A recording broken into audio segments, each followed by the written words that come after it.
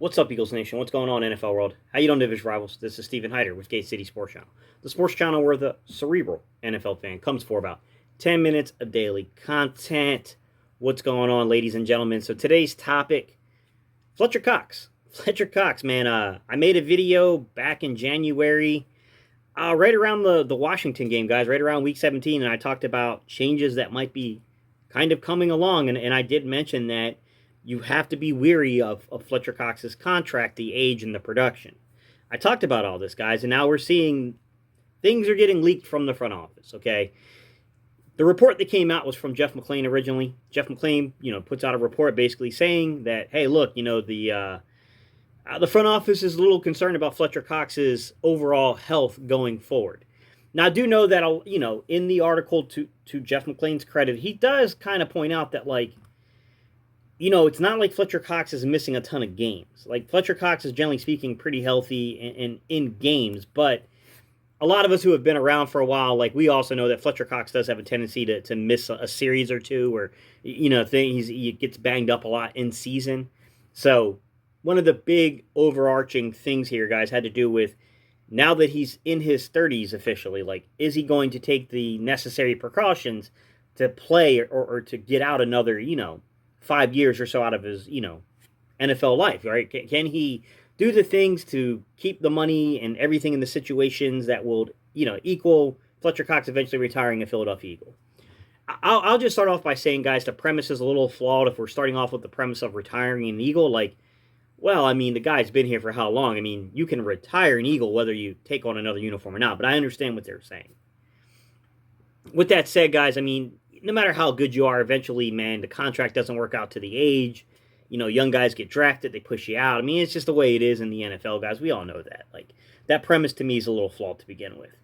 But, let's talk as much as we can talk, because I don't know, guys. I have no clue what to say or to think about Fletcher Cox's practice habits. I will say that in game, look, man, I think we've all had our moments where we said, man, what's going on with Fletcher Cox, man? He just doesn't look right this game. And I will say that, when Fletcher Cox wants to be disruptive, Fletcher Cox is disruptive when he wants to be. There is no lineman in the NFL that's blocking this guy one-on-one if he truly wants to get to the quarterback. He's just more physically gifted than the other guy they're going to put in front of him.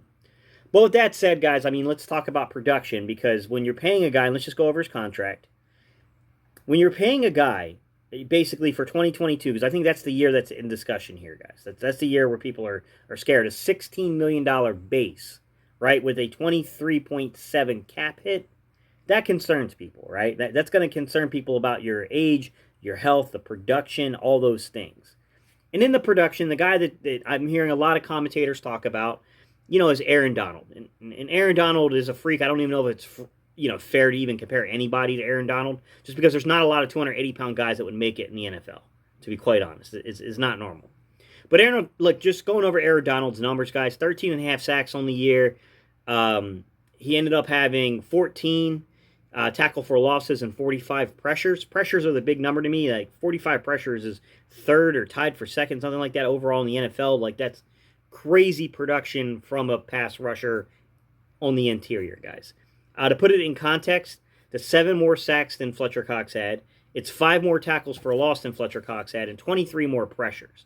It means that clearly Aaron Donald, who's the same age, who's 30, he's living out to be the disruptive person in label that he was given, guys. There's just no doubt about that. Now, what I will say is probably a better comparison and a more internal comparison is a guy that had a very big emerging season who's a little younger than Fletcher Cox in Aaron Donald. I'm sorry, Leonard Williams. My bad, guys. Leonard Williams is 27. Leonard Williams had 5 more sacks. We had 11 half sacks on the season, 14 tackles for a loss, and 42 pressures. That worked out to having 5 more sacks than Fletcher Cox, 5 more tackles for loss than Fletcher Cox, and 20 more pressures on the season than Fletcher Cox. The reason I'm mentioning these guys is if you look at the contracts, these big, huge contracts that you pay to pass rushers, Fletcher Cox has that type of contract, but he doesn't have that type of production. Guys, I understand that this is a deeper discussion than just throwing a guy's contract in someone's face and throwing the underlying data and statistics at them and saying, this is definitive proof. Football's much more complex than that. I know that, guys. I've coached, I've scouted, I've done all those things, guys. I get that we're talking. You talk about Aaron Donald. You're talking about a guy that was used differently than Fletcher Cox was, right? I mean, Jim Schwartz had a system in place to where he lined up his guys. Fletcher Cox was a three technique, and he rushed and he did what he did as a three technique. I get it, man. Aaron Donald played in an Eagle front, guys, a 34 Eagle front. 34 Eagle front basically has two edge rushers that are lined up in the 4-eye, inside shoulder, basically, of your tackle guys. So they're one gapping, and they have a nose tackle as well who'll either gap, he'll one gap to either one side or the other. Then you'll bring down, the way the Rams did is they would bring down their linebackers and to create a 5-man, a 52 Eagle front, basically, okay? So they would get a lot of the one-gap schemes that you get of a 43 defense through a 34 by using the Eagle front, and then they moved their guys all over the place. Like, the Rams had a really good defensive line, guys. Don't get it mixed up. Aaron Donald and Leonard Floyd both had big statistical years. Leonard Floyd had 10.5 sacks, and he had 11 tackles for loss and 30 pressures. Like, I mean, that's big-time production from Leonard Floyd, right? They have another guy, Morgan Fox. Like they're, I guess the best way of saying this, they're not the same type of body styles and stuff. That's not what I'm saying. But Morgan Fox is like their Josh Sweat, right? He's their, unknown pass rusher to other fan bases, where he had 6 sacks on the year, and he had, 8 tackles for loss and 13 pressures in that kind of role that he played. So, like, they definitely, like, you know what I mean? Like, they have guys that got pressure that can move around that front and disguise things. And I get that that's the difficulty in judging a guy like Fletcher Cox, is that you have to speak very clearly about what you're saying here. But I think the bigger problem for me is, like, it's the value of what you do with a guy like Fletcher Cox, and can you make things work, right? Because, like, look, I think what the Eagles want is they're not looking at this and saying, like, oh, be Leonard Williams or Aaron Donald level production, right? That would be great if you can get 10 or more sacks, double-digit sacks, and you could get 40 or more pressures. Like, yeah, of course they'll take that. But I think they want more of a DeForest Buckner-type production level out in Indianapolis. DeForest Buckner had 31 pressures and 9.5 sacks. I think if you're, 6 to 10 range in your sacks, but you're above 30 in your pressures, I think that's what they want from a contract this big.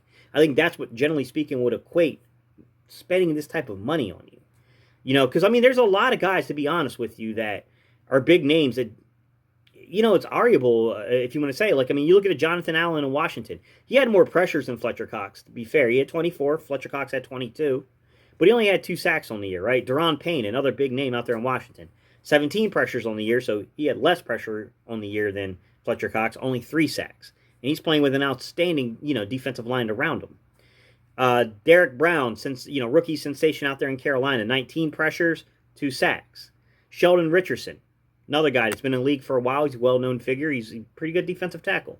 22, same as Fletcher Cox, but only 4.5 sacks, where Fletcher Cox had 6.5 sacks on the year, right? So, I mean, it is kind of like Grady Jarrett. Grady Jarrett did have a lot of pressure, 30 pressures on the year, but only 4 sacks, right? Cameron Heyward, 31 pressures on the year, only 4 sacks. Like, it's a balancing act, right? I mean, I think that they want a guy like Chris Jones, DeForest Buckner level production, right? Chris Jones had 7.5 sacks, 44 pressures on the year.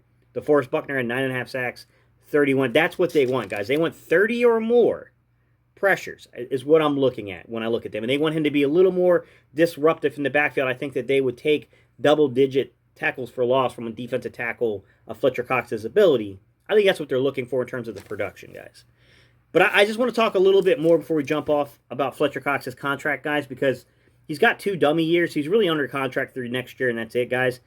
Dummy years just mean it's what they do to the contract to basically spread out bonus money, guys, to spread out your signing bonus, right? So Fletcher Cox has basically restructured his contract a lot, guys. I don't want to say every single year, but like I feel like 2018, 2019, and 2020, if I'm not mistaken, he did something to restructure his contract in some way. Generally speaking, that leads to dummy years being added to your contract, base salary getting converted into option-based, bonus money. It creates complexities at the end of the contract. It's called kicking the can down the road for a reason, right? Well, when you look at the 2 void years, guys, that's where you got to figure it out. Like, are we going to pay them 16-1 base next year and 23-7 against the cap? And then we got to look at the outright savings if you cut or trade them. If you cut or trade them, the outright savings is $10.6 million right now. But if you post June 1st it, so if they were to post June 1st cut or trade Fletcher Cox, and trading Fletcher Cox is tricky because he's over 30 and he's regressing a little. It gets tough, guys, because You save a ton of money, guys. You're talking about $17 million in savings. You cut a guy like Fletcher Cox.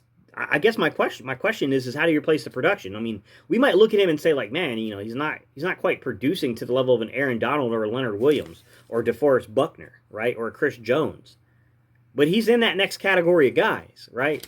So it's like, yeah, he's still producing. It's just not the protection we want for the money we're paying. And it's like, yeah, I like Javon Hargrave, and I think Javon Hargrave could be good, but I mean, let me speak very clearly about Javon Hargrave's numbers, guys. 4.5 sacks, 5 tackles for loss, and only 17 pressures. He's, respectable.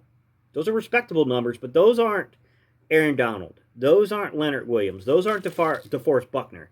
Those aren't Chris Jones, Cameron Heyward, or Grady Jarrett level numbers either. So, I don't know, guys. That's what I got for you. I'm going to leave it at that. I know you're like, hey, what in the world, man? All right, y'all. Don't forget to like and comment on the videos with Spikes the Algorithm. Don't forget, if you want to support the channel, you can buy me a cup of coffee. Links in the description below. Don't forget to smash that like button, guys. That's the last thing I really got for y'all. I appreciate y'all's time and attention, guys, and I will see y'all on the next video.